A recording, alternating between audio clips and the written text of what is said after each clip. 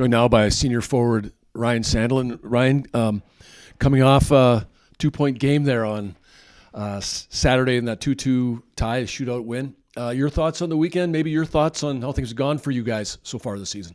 Yeah, there's definitely been some growth spurts for us. Had some ups, some downs, but that's how it's going to be with every season. And we got to keep learning from things we're not doing so well, and kind of build on the things we are doing well. So I think that was last weekend was a great example of that. We did some things not so great, but we also did some other things great, and we saw some guys step up in character moments, and we're going to need that moving forward. So that's kind of our focus, just building on what we did well at Tech and cleaning up some things we didn't do well.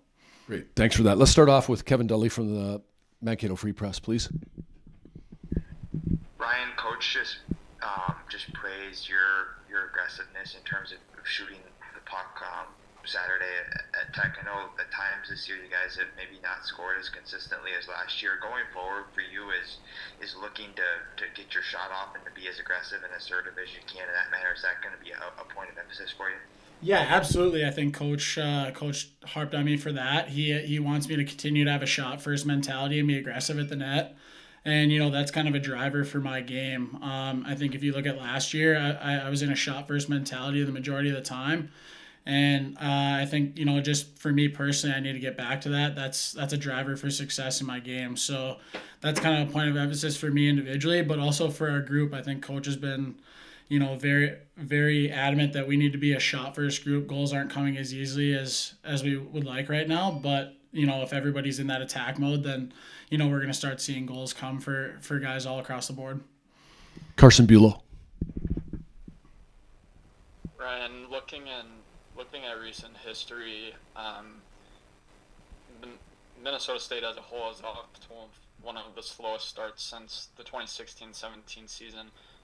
You being a part of teams like last season and even the season before that, how can you lean on that experience heading into these games and really try and help kickstart this group to get back on the similar track that it's been on these past 2 years?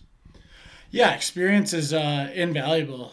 We have a lot of guys that have played a lot of games in big moments, and that's kind of on us to pass that on to those young guys. And we've been in a lot of different situations, and they haven't yet, and that's nothing against them, but we've been in those situations, and experience is the best teacher. So it's kind of on us to push things that we've learned in those situations onto those young guys so that they can be as acclimated as possible and as prepared for these opportunities as possible.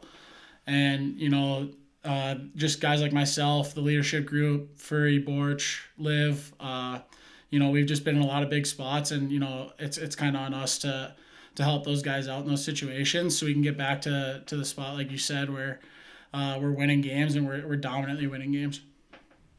Tim Rappley. Ryan, it's Tim Rapley from Flow Hockey. We've seen you enjoy a lot of big moments in the NCAAs, and it sure looked like a playoff-type atmosphere Saturday night up at Tech. We all saw your response, very emotional when you scored that tying goal. Did that feel like playoff hockey to you? Absolutely, yeah. Playing up in Houghton, you're always going to get a playoff atmosphere up there.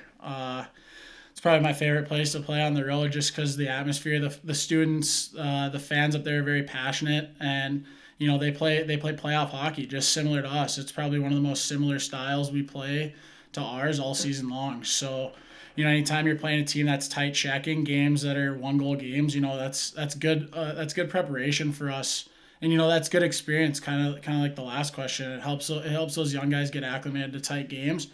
And, we're going to need guys like myself, like I said, in that leadership group to help those guys through those moments so that they can be as prepared as possible so we can win those tight games. But, yeah, it definitely felt like playoff hockey.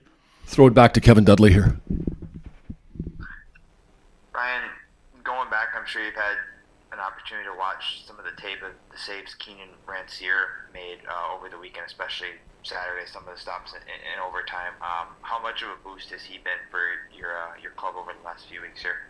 He's been awesome. He's been a rock. He's been back there making saves he probably shouldn't have, and he's kept us in games that probably should have been 5-6 nothing out the gate. I mean, I think you look at Friday night, you look at some of the grade A chances that Tech had.